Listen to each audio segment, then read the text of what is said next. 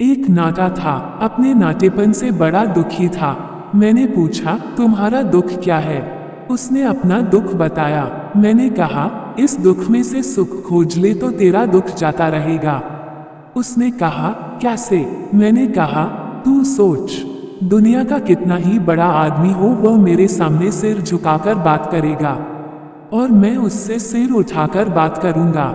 याद रखना, आदमी कद से नहीं, विचारों से बड़ा बनता है। कबीर दिन के 12 बजे अपने आंगन में बैठे काम कर रहे थे।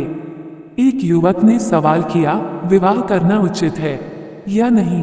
प्रश्न सुनकर कबीर चुप रहे। फिर थोड़ी देर बाद उन्होंने अपनी पत्नी को आवाज दी। कहा, जरा लालटेन जलाकर लाओ। पत्नी लालटेन जलाकर ले आई। युवक बोला, महात्मा जी, आप तो अजूबा हैं ही। आपकी पत्नी भी खूब है। अरे धूप में बैठे हो और फिर यहाँ लालटेन की क्या जरूरत है? कबीर बोले, बस यही तुम्हारे सवाल का जवाब है। पति पत्नी में समर्पण हो, तर्क न हो तो ही विवाह करना उचित है।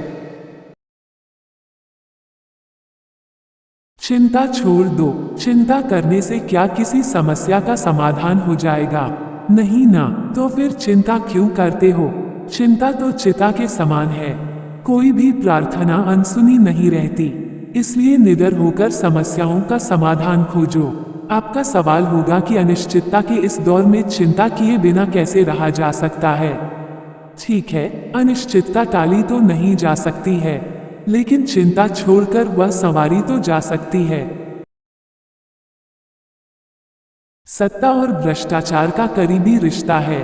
कोई सत्ता में हो और भ्रष्टाचारी न हो, ये तो वैसा ही है जैसे कोई रोए और आंसू ना आए, कोई सोए और सपना ना आए। ये तो संभव है, मगर कोई सत्ता में हो और भ्रष्टाचारी ना हो, यह संभव नहीं है। सत्ता तो काजल की कोठरी है, जिसमें जाने पर दाग लगता ही है।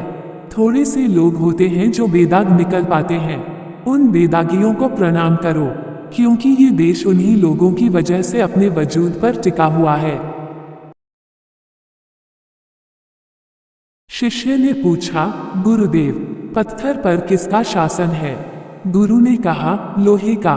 शिष्य ने पुनः पूछा, और लोहे पर? गुरु ने कहा, अग्नि का। शिष्य का अगला सवाल था, और अग्नि पर किसका शासन?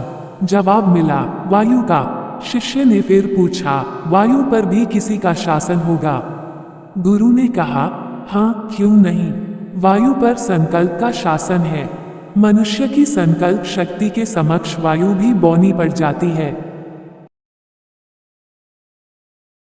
आजकल लोग भगवान के समक्ष प्रार्थना कम, याचना ज्यादा करते हैं। मंदिरों में भक्तों की भाषा कम, भिखारियों की भाषा ज्यादा सुनाई देती है।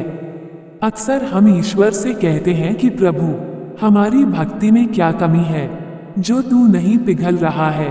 तब ईश्वर कहता है, मेरे बच्चे, बात ऐसी है कि तू वो करता है जो तू चाहता है, पर होता है वह जो मैं चाहता हूँ। अब तू मेरी एक बात सुन, तू वह कर जो मैं चाहता हूँ, तो वही होगा जो तू चाहता है।